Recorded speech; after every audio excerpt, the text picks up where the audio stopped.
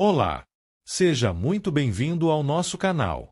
Aqui você encontra reflexões poderosas e acessíveis sobre as Escrituras, explorando cada capítulo da Bíblia com atenção e clareza. É uma alegria ter você conosco nessa jornada de aprendizado e crescimento espiritual. Se este conteúdo te edificam, inscreva-se agora no canal e ative o sininho para não perder nossos próximos vídeos. E mais, compartilhe este vídeo com seus amigos e familiares para que juntos possamos espalhar a palavra de Deus e inspirar vidas ao redor do mundo. Prepare-se para mergulhar nesse relato impactante que nos confronta com a fragilidade da natureza humana e a justiça divina. Não esqueça, inscreva-se no canal, compartilhe, deixe o seu comentário e seu like no vídeo. Pois ao fazer isto a plataforma irá identificar que o conteúdo tem uma certa relevância e indicará para outros usuários com perfil semelhante ao seu.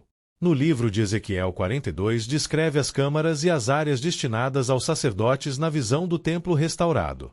O capítulo enfatiza a separação entre o santo e o comum, destacando que a presença de Deus requer pureza, ordem e consagração, refletindo a santidade que deve caracterizar o relacionamento do povo com o Senhor. Vamos iniciar a leitura da palavra e depois os esclarecimentos. Versículos de Ezequiel 42 do livro de Ezequiel da Bíblia.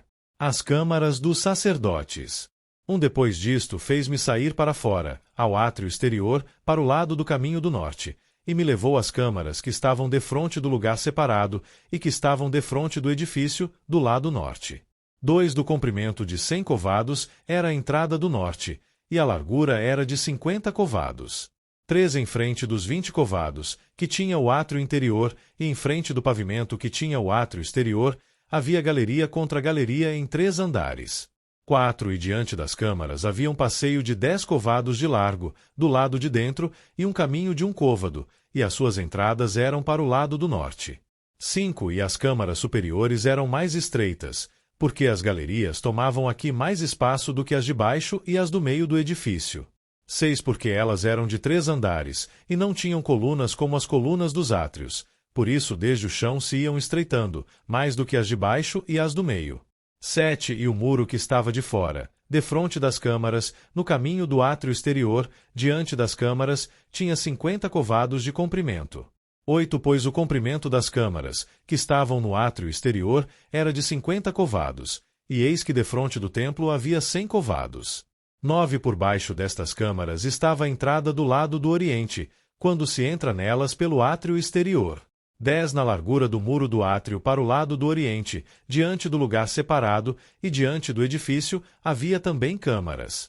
11 e o caminho que havia diante delas era da aparência das câmaras, que davam para o norte. Conforme o seu comprimento, assim era a sua largura, e todas as suas saídas eram também conforme os seus padrões e conforme as suas entradas. 12 e conforme as portas das câmaras, que olhavam para o caminho do sul, havia também uma entrada no topo do caminho, isto é, do caminho em frente do muro direito para o caminho do oriente, quando se entra por elas. 13 então me disse: as câmaras do norte e as câmaras do sul, que estão diante do lugar separado, elas são câmaras santas, em que os sacerdotes, que se chegam ao Senhor, comerão as coisas mais santas. Ali porão as coisas mais santas, e a oferta de manjar, a oferta pelo pecado e a oferta pela culpa, porque o lugar é santo. 14 quando os sacerdotes entrarem, não sairão do santuário para o átrio exterior, mas porão ali as suas vestiduras com que ministraram, porque elas são santas, e vestir-se-ão de outras vestiduras, e assim se aproximarão do lugar pertencente ao povo. 15 e, acabando ele de medir a casa interior, ele me fez sair pelo caminho da porta, cuja face olha para o caminho do oriente, e a mediu em redor. 16 mediu o lado oriental com a cana de medir, 500 canas, com a cana de medir, ao redor. 17 mediu o lado do norte, com a cana de medir, 500 canas ao redor. 18 mediu também o lado do sul, com a cana de medir, 500 canas. 19 deu uma volta para o lado do ocidente, e mediu, com a cana de medir, 500 canas. 20 mediu pelos 4 lados, e havia um muro em redor, de 500 canas de comprimento e 500 de largura, para fazer separação entre o santo e o profano. Análise textual. Logo depois terá uma compreensão ao Novo Testamento. Em Ezequiel 42 é um capítulo muito rico espiritualmente, pois fala diretamente sobre santidade, separação e preparação para servir a Deus. Vou explicar de forma bem clara, didática e prática, para facilitar seu entendimento. Tema central: santidade, separação e preparação dos que servem a Deus. Primeiro, o que são essas câmaras dos sacerdotes? As câmaras eram: 1. Salas especiais dentro do complexo do templo. 2. Reservadas exclusivamente para os sacerdotes. Elas serviam para: 1. Alimentação sagrada. 2. Troca de vestes. 3. Preparação espiritual. 4. Organização do serviço no templo. Significado espiritual: antes de servir, o sacerdote precisava estar preparado, purificado e separado. Segundo, onde comiam as coisas santas, versículo 13. Os sacerdotes comiam ali. 1. Ofertas. 2. Sacrifícios. 3. Alimentos consagrados. Isso simboliza: a nutrição espiritual vem da presença de Deus. Hoje, a palavra de Deus é nosso alimento espiritual. Mateus 4:4. Nem só de pão viverá o homem, mas de toda palavra que sai da boca de Deus. Terceiro, as vestes santas, versículo 14. Os sacerdotes: 1. Entravam com vestes especiais. 2. Ministravam. 3. Depois trocavam de roupa antes de ir ao povo. Isso ensina a diferença entre o sagrado e o comum. Deus exige: 1. Reverência. 2. Santidade. 3. Separação espiritual. Aplicação prática: nossa vida cristã não deve ser misturada com práticas que desagradam a Deus. Quarto, as medidas e o grande muro, versículos 15 e 20. O muro separava o santo do profano. Isso ensina: Deus estabelece limites espirituais claros. Nem tudo é permitido. Nem tudo edifica. 1 Coríntios 6:12. Todas as coisas me são lícitas, mas nem todas convêm. Quinto, a mensagem central do capítulo: quem serve a Deus precisa viver em santidade, preparo e separação. Resumo simples: 1 elemento, câmaras, significado, lugar de preparo espiritual. 2 elemento, vestes santas, significado, pureza e reverência. 3 elemento, alimento santo, significado, palavra de Deus. 4 elemento, muro, significado, separação do pecado. Mensagem prática para nossa vida hoje. Deus nos chama para: 1. Vida santa. 2. Compromisso espiritual. 3. Disciplina. 4. Reverência. Frase-chave: quem deseja servir a Deus precisa aprender a viver separado do pecado e próximo da presença. Ligação com o Novo Testamento. 1 Pedro 2:9. Vós sois sacerdócio real. Hoje, todos os cristãos são chamados a viver como sacerdotes espirituais. Aplicação pessoal. Assim como os sacerdotes. 1. Precisamos nos alimentar da palavra. 2. Cuidar da nossa vida espiritual. 3. Preservar nossa santidade. 4. Manter limites espirituais. Agora vamos à explicação de Ezequiel 42, as câmaras dos sacerdotes, explicação didática, a visão do templo continua. Mas agora o foco não está mais apenas na estrutura, e sim em como o espaço santo deve ser utilizado. E a ligação com o Novo Testamento. Este capítulo trata de: 1. As câmaras sacerdotais. 2. O uso das vestes sagradas. 3. A separação entre o santo e o comum, profano. Primeiro, para que serviam essas câmaras? Versículos 1-13. Essas salas não eram dormitórios nem depósitos comuns. O texto diz que eram câmaras santas.